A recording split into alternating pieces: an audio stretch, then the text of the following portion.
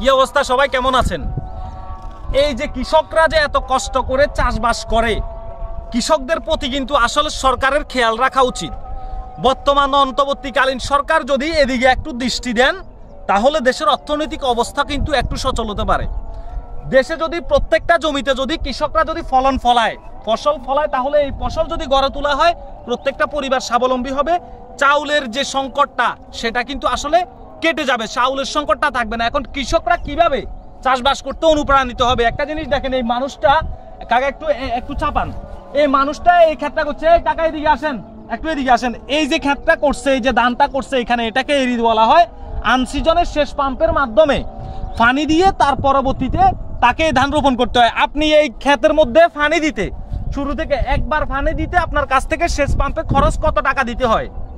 ধরেন 50 টাকা ডিসিমে, ডিসিম প্রতি 50 টাকা। আপনার এখানে কত ডিসিম? 60 ডিসিম।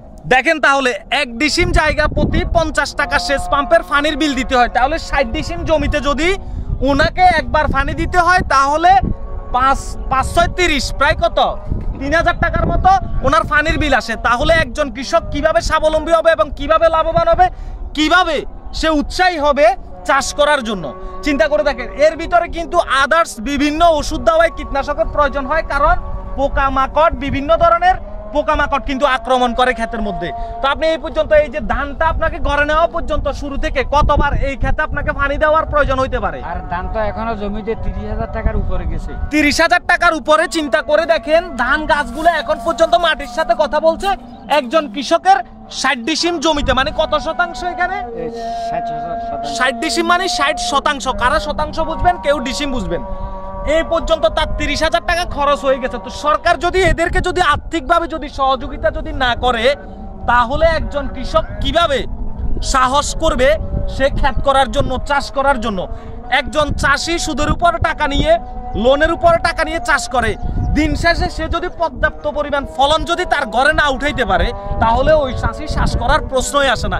এগুলার কারণে কিন্তু দেশে অর্থনৈতিক সংকট দেখা দেয়, চাউলের দাম বেড়ে যায়, ডালের দাম বেড়ে যায়, পেঁয়াজের দাম বেড়ে যায়। এগুলা বাড়ার একমাত্র কারণ হচ্ছে সরকারের এইদিকে কোনো দৃষ্টি নাই। সরকারের দৃষ্টি হলো ডলারের রেট বাড়ানো, সরকারের দৃষ্টি হলো ওইটা করা, বাজেট বাড়ানো।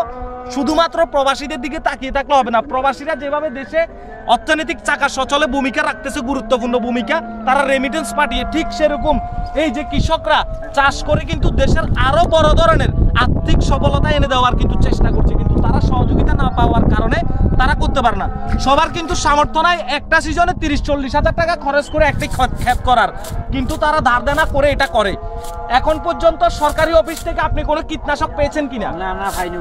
চিন্তা করেন, সরকার থেকে এখন পর্যন্ত তিনি কোনো কীটনাশক দেয়। এই ব্যাপারে আপনার একটু বক্তব্য বলেন যে সরকার আপনাদের জন্য কি করা উচিত? সরকার আঙ্গ যদি একটু হেল্প করে আমরা তো মানি লাভ। দেখেন, তাদের সরল মনের সরল কথা, যদি সরকার একটু হেল্প করে তারা লাভবান।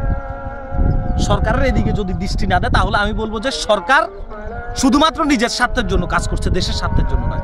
দেশ ও জাতির স্বার্থের জন্য যদি সরকার কাজ করতো তাহলে কৃষক যারা চাষাবাদ করে এরাই হচ্ছে এই দেশের মূলত হচ্ছে যোদ্ধা।